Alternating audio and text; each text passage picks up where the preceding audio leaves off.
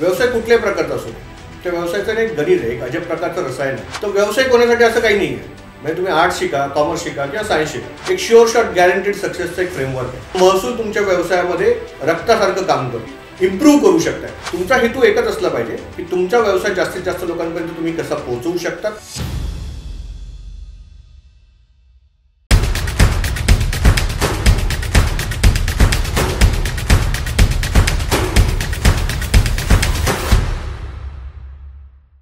नमस्कार, मी प्रदीप मोकर. मी गेल्या 10 वर्षांपासून एक व्यावसायिक सल्लागार म्हणून काम करतो आहे. त्यापूर्वी मी साधारण 16 वर्ष व्यवसाय करत होतो आणि 8 वर्ष मी नोकरी केलेली आहे. हे सगळं माझ्या ज्या 8-10 वर्ष 25 वर्षांचा अनुभव आहे, त्यातनं मला व्यवसायामध्ये काय महत्त्वाचं असतं, व्यवसाय कशा पद्धतीने केला जातो या संदर्भातलं माझ्या काही थिअरीज आहेत, माझं काही नॉलेज आहे, माझा काही अनुभव आहे. आणि माझ्या कन्सल्टिंगच्या फील्डमध्ये मला साधारण 10 वर्ष झाले आहेत. त्यामुळे महाराष्ट्रभरातल्या भारतभरातल्या वेगवेगळ्या व्यावसायिकांसोबत माझं उठणं बसणं बोलणं होतं. त्यांच्या अडचणी मला समजतात, त्यांना मी जी काही मदत करतो त्यातनं मला हे लक्षात आलं की प्रत्येक व्यवसायाला, जगाच्या पाठीवर कुठल्याही प्रकारचा उद्योग व्यवसाय असो, त्या प्रत्येक प्रकारच्या व्यवसायाला लागणारी 5 सूत्र मी तुमच्यापुढे मांडणार आहे.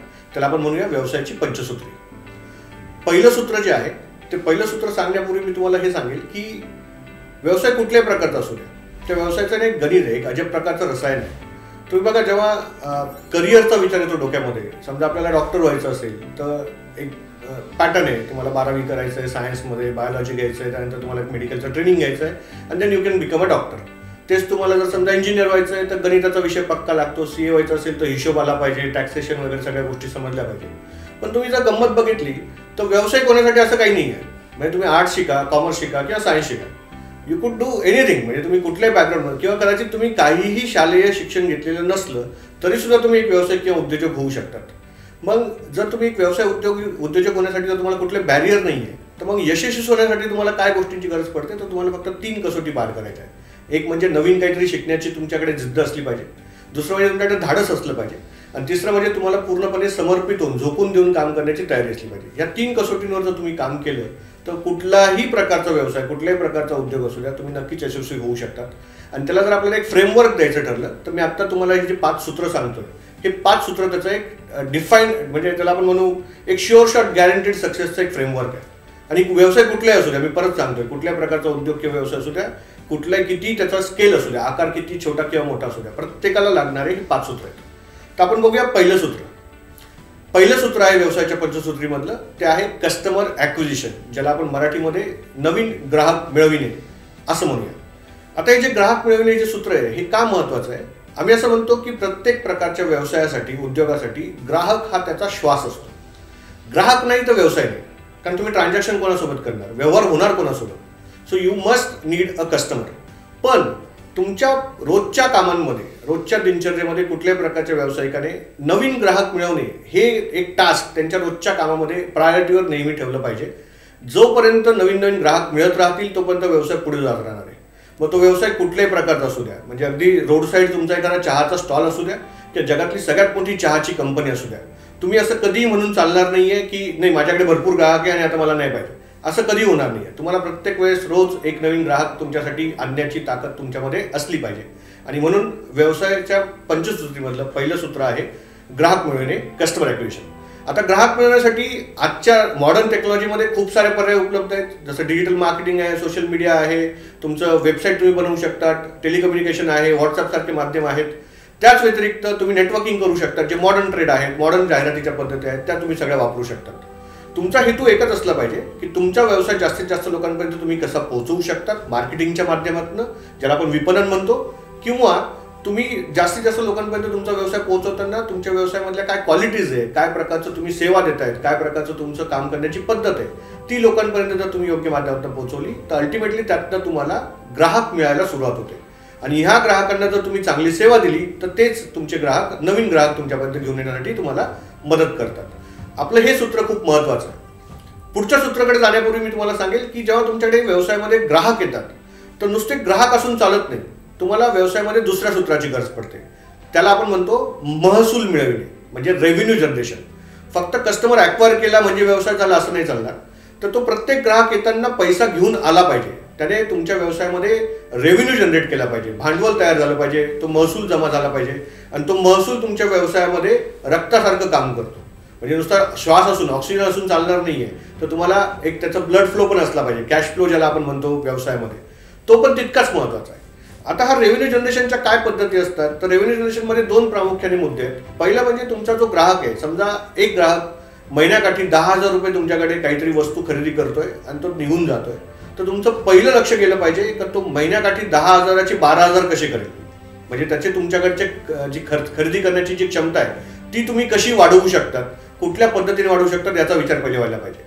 दुसरी पद्धत आहे, तो जर महिन्यातनं एकदा तुमच्याकडे येतोय तर तो 2 वेळा कसा येईल याचा तुम्हाला विचार केला पाहिजे. म्हणजे त्याची क्वांटिटी ऑफ त्याचं रिपिटेशन्स, परचेसचं रिपिटेशन्स वाढलं पाहिजे आणि त्याची तिकीट साईज पण वाढली पाहिजे.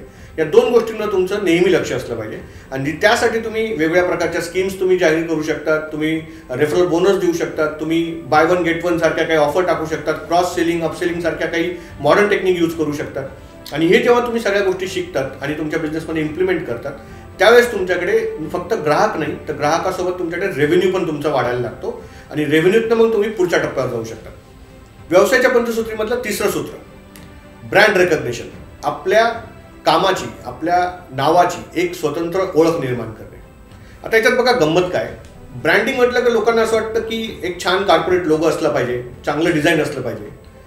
ते असलं पाहिजे, ती पण एक ओळख आहे, पण ओळख फक्त तेवढीच मर्यादित नाहीये. ओळख बऱ्याच प्रकारे आपण करू शकतो. मी पुन्हा त्या चहावाल्याचं उदाहरण घेईन. आपल्या ऑफिस खाली किंवा आपल्या घराच्या जवळ समजा एखादं चहाचं दुकान आहे, चहाचा स्टॉल आहे. बऱ्याच वेळा असं होतं किंवा तुम्ही जर तुमच्या मित्रांकडे गेला भेटायला आणि त्यांनी जर चहाचं तुम्हाला आमंत्रण दिलं की चल चहा पिऊ, तर बऱ्याच वेळा असं होतं की तो त्याच्या ऑफिसच्या जवळच्या चहावाल्याकडे नाही, तो रस्त्याच्या पलीकडच्या चहावाल्याकडे जातो. तुम्ही बघा, हा प्रत्येकाच्या आयुष्यातला एक अनुभव आहे. आणि हे का होत असावं याचा जर तुम्ही विचार केला तर तुम्हाला लक्षात येईल की मुद्दा हा नाही की तो किती जवळ आहे. कन्व्हिनियन्स हा फक्त एक फॅक्टर नाहीये तुमच्या ब्रँडमध्ये, तुम्हाला त्याच्या पुढे जावं लागतं. म्हणजे तो दुसरा चहावाला कदाचित त्याची चव चांगली असू शकते, कदाचित तो पैशाची देवाणघेवाण करताना काहीतरी एक वेगळी पद्धत वापरत असेल, किंवा तो चहा सर्व करताना काही वेगळ्या पद्धतीने सर्व करत असेल, किंवा तो क्लीनलीनेस मेंटेन करत असेल, हायजीन मेंटेन करत असेल, किंवा त्याची एकंदर ग्राहकासोबत वागण्याची पद्धत वेगळी असेल. यापैकी काहीही असलं तरी सुद्धा ती एक गोष्ट त्या चहावाल्याकडे त्याची ओळख निर्माण करण्यापुरतं सफिशियंट आहे आणि आपण त्याला ब्रँड म्हणतो.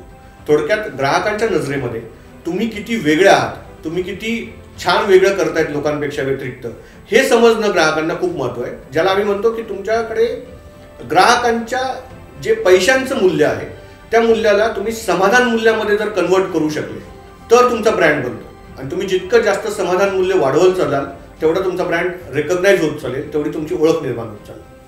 याला थोडं पुढे घेऊन होतं. आपण 3 सूत्र बघितले. पहिलं होतं तुमचं कस्टमर ॲक्विजिशन, दुसरं होतं तुमचं रेव्हेन्यू जनरेशन, तिसरं होतं तुमचं ब्रँड रेकग्निशन.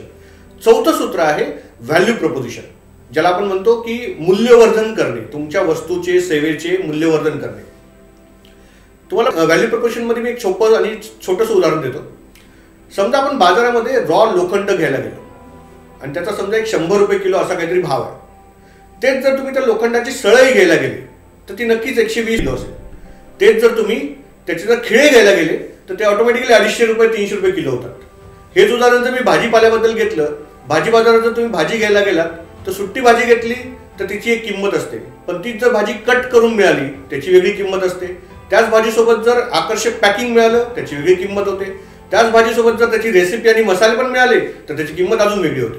सो या प्रत्येक टप्प्यावर जी जी गोष्ट ॲडिशन होते त्याला आपण मूल्यवर्धन करणं असं म्हणतो. थोडक्यात व्हॅल्यूला प्रपोजिशन चेंज करणं. जेव्हा जेव्हा तुम्ही तुमच्या वस्तू किंवा सेवांचं व्हॅल्यू प्रपोजिशन चेंज कराल तेव्हा तेव्हा तुम्ही थोक बजा के पैसा एक्स्ट्रा ले सकते हो आणि ग्राहक ते देऊ शकतात. जर तुम्ही ग्राहकांचा वेळ वाचवू शकतात, तुमची ते ग्राहकांचे एफर्ट्स तुम्ही वाचवू शकतात, किंवा त्यांच्या जीवनामध्ये काहीतरी इम्प्रूव्ह करू शकतात. या तिघांपैकी तुम्ही काहीही पद्धतीने तुमचं मूल्य तुमच्या वस्तूंचं सेवेचं वाढवू शकतात. आता येतो आपण 5व्या सूत्राकडे. 1 ते 4 सूत्र जे आहेत ते प्रत्येक व्यवसायामध्ये अत्यंत गरजेचे आहेतच आणि ते जर केले तर अल्टिमेटली तुम्हाला 5व्या सूत्राकडे जावं लागणार.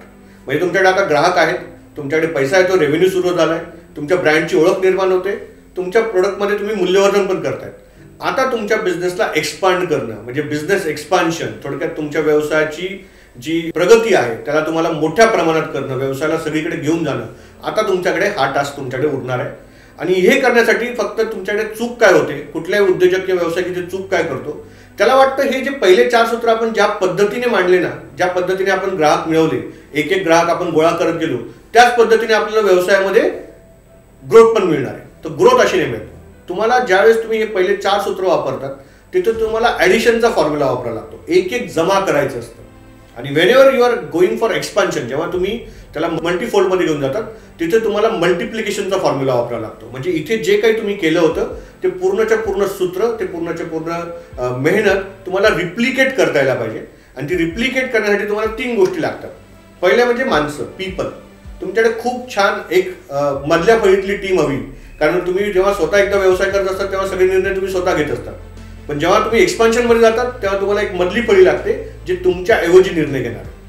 दुसरी तुम्हाला लागते प्रोसेस. निर्णय घेताना बरेचसे निर्णय हे रिपिटेटिव्ह असतात, तर त्याच्या प्रोसेस, SOP ज्याला म्हणतो आपण, स्टँडर्ड ऑपरेटिंग प्रोसेस, त्या सेट असल्या पाहिजे. आणि जेव्हा तुम्ही मल्टिप्लिकेशनमध्ये जातात तेव्हा खर्च वाढतात आणि म्हणून ते खर्च कमी करण्यासाठी ऑटोमेशन गरजेचं आहे. त्यासाठी तुम्हाला लागते technology. So people, process and technology हा PPT फॉर्म्युला जर तुम्ही वापरला तर अल्टिमेटली तुम्ही बिझनेस एक्सपान्शनमध्ये पण सक्सेस होऊ शकता. अशी व्यवसायाची टोटल 5 सूत्र आहेत आणि हे सूत्र तुम्ही तुमच्या व्यवसायामध्ये वापरणार, तुमचा व्यवसाय मोठा करणार अशी मला अपेक्षा आहे. आपल्या कोणाच्याच आयुष्यात कधीही न बघितलेला एक अनुभव मागच्या 1-2 वर्षापूर्वी आपल्या सगळ्यांच्या आयुष्यामध्ये आपण सगळ्यांनी घेतला. म्हणजे जग थांबलं होतं असं आपण म्हणतो. आणि जेव्हा जग थांबलं अल्टिमेटली सगळ्यांच्या व्यवसायावर त्याचा परिणाम झाला. काहींचे व्यवसाय खूप जास्त बूम झाले, जसं काही क्षेत्र आहेत आपल्याला माहिती आहे की त्यांचा व्यवसाय वाढला. आणि काही क्षेत्रांमध्ये लांब लांबपर्यंत कुठेही थोडासाही होप दिसत नव्हता की आता काय करायचं. पण आपल्या सौभाग्याने परिस्थिती आता सुधारते, पुन्हा मार्केट सुरू झालंय, गरजा परत सुरू झाल्या लोकांच्या आणि पूर्ववत परिस्थिती व्हायला लागली. फक्त आपण याला न्यू नॉर्मल अशी एक संकल्पना आपण म्हणतो. आता न्यू नॉर्मलमध्ये आपल्या व्यवसायामध्ये पूर्वी केलेल्या चुका पुन्हा होऊ नये आणि पुन्हा आपला व्यवसाय पुन्हा थांबू नये यासाठी काय केलं पाहिजे, त्यासाठी मी ना तुम्हाला काही C वाले फॉर्म्युले सांगतो. तर सगळ्यात पहिला फर्स्ट C आहे की तुम्ही तुमचं कम्युनिकेशन आता वाढवलं पाहिजे. कम्युनिकेशन इन टर्म्स ऑफ तुमचे वेंडर्स, तुमचे सप्लायर्स, तुमचे एम्प्लॉई, तुमचे ग्राहक या सगळ्यांसोबतचं तुमचं संभाषण, तुमचा संवाद हा आता वाढला पाहिजे. पूर्वी तुम्ही ठीक आहे मीच करतोय, चालत होतं, आता ते चालणार नाही. कारण आता ग्राहकांकडे ऑप्शन्स वाढलेत. मुळात म्हणजे तुम्ही 2 वर्ष गॅप दिलाय, आता ग्राहकांसोबतचं तुमचं ते कम्युनिकेशन राहिलं नाहीये. आणि आता तुम्हाला पैसे द्यायचे होते लोकांच्या वेंडर्सचे, ते पण तुम्ही वेळेत दिलेले नाहीये. त्यामुळे आता तुम्हाला फक्त कम्युनिकेशन यातनं वाचवू शकतं. तर तुम्ही जितकं जास्त कम्युनिकेट कराल तितकं सोपं होईल तुम्हाला व्यवसायामध्ये परत स्वतःला पुनर्स्थापित करण्यासाठी. याच्याच पुढचा C आहे तो म्हणजे कोलॅबरेशन. तो काळ गेला की जेव्हा मी एकटा काम करेल आणि मी एकटाच सगळं कमवेल, तो आता काळ राहिला नाहीये. आता तुम्हाला कोलॅबरेट करावं लागेल. आता तुम्हाला छोट्या व्यावसायिकांसोबत काम करावं लागेल. ज्या गोष्टी तुम्हाला जमत नाहीये, फॉर एक्झाम्पल आता जर तुम्ही ऑनलाईनमध्ये जातात असेल, कारण आता 2 वर्षात हे तर समजले की ऑनलाईनची गरज काय, तुम्ही इतके दिवस ऑफलाईन काम करत होतात, आता ऑनलाईन जायचंय तर तुम्हाला कुठल्या तरी ऑनलाईन सर्व्हिस प्रोव्हायडर सोबत कोलॅबरेट होऊन काम करावं लागेल. ते खूप महत्त्वाचं झालंय. तिसरा C आहे तो म्हणजे तुम्हाला आता क्रिएटिव्ह व्हावं लागेल. आता डिफॉल्टमध्ये काही चालणार नाही. इथून पुढचं जे पण बिझनेस लाईन आहे ती आता क्रिएटिव्ह बिझनेस लाईन आहे. आणि ही क्रिएटिव्हिटी तुमच्या बिझनेसमध्ये प्रत्येक ठिकाणी दिसणं अत्यंत महत्त्वाचं आहे. मी त्याला एक उदाहरण देतो. बघा, एक छोटी गोष्ट आहे ज्याच्यामध्ये पैसा लागणार नाही, एकदम छोटी क्रिएटिव्हिटी सांगतो तुम्ही तुमच्या व्यवसायात काय करू शकता. फॉर एक्झाम्पल तुमचं शॉप आहे आणि तुमच्या शॉपमध्ये ग्राहक येतात, ग्राहकांना तुम्ही सर्व्हिस देतात, वस्तू घेतात आणि ग्राहक निघून जातो. 1ही रुपया एक्स्ट्रा खर्च न करता तुम्ही ग्राहकाचं समाधान मूल्य वाढवू शकता. त्याची एक सोपी पद्धत सांगतो. ग्राहकाने वस्तू घेतली ना, तुम्हाला फक्त एकच करायचं आहे, सर मी गाडीपर्यंत पोहोचवून देऊ का, एवढं म्हटलं ना तरी तुम्ही क्रिएटिव्हली त्या ग्राहकाच्या मनामध्ये तुमच्यावरती एक वेगळ्या प्रकारची जागा तयार करतात आणि ही क्रिएटिव्हिटी तुमच्या कामाच्या प्रत्येक मुद्द्यामध्ये दिसली पाहिजे. अशाच पद्धतीने तुम्ही अजून एक गोष्ट करू शकता जी मागच्या काही वर्षांपासून बरेच जण सांगतायत, तुम्हाला लक्षात पण आले असेल. 2 चुका तुम्ही करतात. एक म्हणजे ग्राहक तुमच्याकडे येत होते तोपर्यंत तुम्हाला काही प्रॉब्लेम नव्हता, पण आता 2 वर्षात ग्राहक थांबलेत ना, तुम्ही बघा तुम्ही तुमच्या मार्केटिंगसाठी ऍक्च्युअली किती बजेट अलोकेट केलेलं आहे. बरेचसे म्हणजे माझ्या अनुभवातनं, मी आता इतकं मागच्या 10 वर्षात मी जे काही काम करतोय मला माहिती आहे की बरेचसे लोक मार्केटिंगसाठी बिलकुल बजेट अलोकेट करत नाही. साधारणतः मोठ्या कंपन्यांचा जर आपण एक अनुभव घ्यायचं म्हटलं किंवा त्यांच्याकडनं काहीतरी शिकायचं म्हटलं तर ते मोठे कसे झाले, तर त्या प्रत्येक कंपनीमध्ये त्यांच्या रेव्हेन्यूच्या 10 ते 12% त्यांनी हा भाग बजेट अलोकेट केलेलं असतं फक्त आणि फक्त व्यवसायाला मार्केट करण्यासाठी. आणि ही थिअरी तुमच्या शेतीच्या भागामध्ये तुम्ही बघितली असेल. ज्यावेळेस आपण शेतकरी पीक काढायचा ना, तर त्या पिकातनं काही धान्य तो बाजूला ठेवायचा पुन्हा पेरणी करण्यासाठी. पण आता हळूहळू ती सवय लोप होत चालली, कारण बियाणं विकत मिळायला लागलं आणि आपण ते विसरून गेलो की आपल्या उत्पन्नामधनं आपल्याला काही भाग बाजूला ठेवायचा असतो पुन्हा उत्पन्न घेण्यासाठी. आणि हे तुमच्या व्यवसायात आता तुम्हाला इथून पुढे करणं अत्यंत गरजेचं आहे. दुसरी एक तुम्हाला इन्व्हेस्टमेंट करायची तुमच्या बिझनेसमध्ये, ती म्हणजे आजच्या मॉडर्न टेक्नॉलॉजीमध्ये. टेक्नॉलॉजी खूप ॲडव्हान्स झालेली आहे. आता ग्राहकांपर्यंत पोहोचणं सोपं झालंय, ग्राहकांना वस्तू सेवा पोहोचवणं सोपं झालंय. म्हणजे अगदी 16-17 वर्षाची मुलं आता ऑनलाईन बिझनेसमध्ये येत आहेत आणि कुठल्याही प्रकारचं इन्व्हेंटरी न मॅनेज करता ते बिझनेस करतात. हा जो जमाना आहे ना आफ्टर लॉकडाऊनचा, जो न्यू नॉर्मलवाला आहे, तो डिस्ट्रप्शनचा जमाना आहे. इथे तुम्हाला डिस्ट्रप्शन अत्यंत महत्वाचं आहे. ट्रॅडिशनल ठोकताळे सगळे बंद करा. ऐसा ही होता था, हमारे धंदे में यही होता है, हे सगळं आता चालणार नाहीये. आता तुम्हाला नव्याने विचार करावा लागेल आणि या विचारांमधून तुम्ही तुमच्या व्यवसायाला पुनर्स्थापित कराल असा माझा विश्वास आहे. Thank you so much.